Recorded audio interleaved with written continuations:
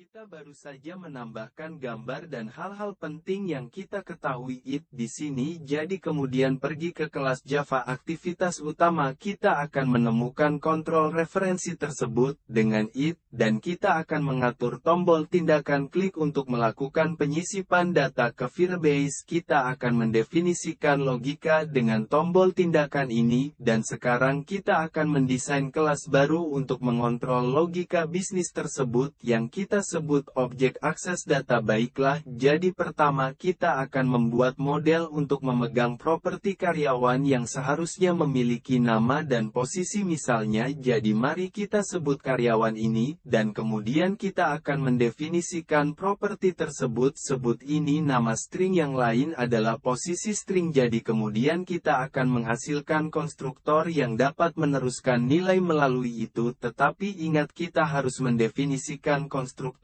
publik yang kosong untuk mengizinkan Firebase menggunakan refleksi yang memungkinkan kita untuk meneruskan data dari node instan dari database ke properti kita bolak-balik, dan kemudian kita akan menghasilkan penyusun data.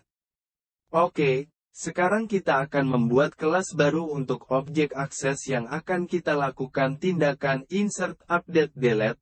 Kita akan menyebut ini karyawan DAO, lalu kita akan mendefinisikan referensi basis data pribadi Anda dan konstruktor baru. Kita akan membuat instance basis data Firebase bersama basis data instan, lalu kita akan mendapatkan referensi dan parameter. Ini adalah nama simpul basis data kita. Jadi jika kita berbicara tentang server, sebenarnya kita cukup menyebutnya seperti tabel, tetapi tidak sebenarnya kita akan menyebut simpul ini. Jadi kita akan menyebut karyawan ini kelas dapatkan nama sederhana, dan halaman ini akan mengembalikan nama kelas karyawan. VDK sensitif untuk metode pertama yang akan kita tangani adalah nilai sisipkan. Jadi untuk tipe pengembalian itu akan menjadi tugas dan tipenya putih. Oke, kita melakukan tugas pengembalian sebagai nilai karena kita ingin memisahkan logika bisnis pola dan URI, dan di sisi lain kita dengan mudah menyesuaikan lebih banyak tindakan setelah atau sebelum kita memasukkan berhasil atau gagal. Untuk contoh nyata, kita dapat mendefinisikan pesan untuk memberitahu pengguna bahwa rekaman telah dimasukkan atau data tidak valid atau semacamnya. Jadi kita akan menyebut ini 8, dan parameter yang akan kita berikan objek karyawan yang akan kita masukkan ke Firebase. Lalu sekarang kita akan memanggil referensi basis data bahasa Indonesia,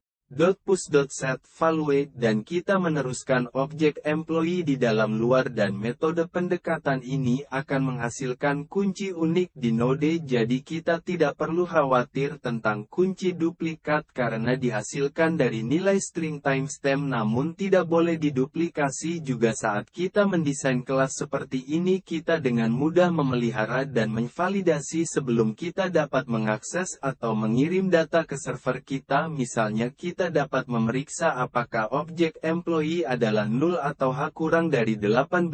Kita dapat melempar pengecualian baru dengan pengecualian khusus dan ini akan mengurangi komunikasi antara server dan klien dan kita benar-benar dapat melakukan validasi dengan aturan keamanan di konsol Firebase juga. Oke, jadi mari kita pergi ke kelas aktivitas utama dan kita akan memahami objek kelas del untuk mengakses metode ini. Kemudian di tindakan tombol ini, klik kita akan membuat objek baru employee untuk mengatur data tersebut yang kita dapatkan dari text edit. Jadi katakanlah employee emp sama dengan new employee dan parameter pertama adalah edit text name.getText dan kita harus mengubahnya menjadi string dengan mengatakan .toString dan parameter kedua adalah edit text position.getText.toString. Oke.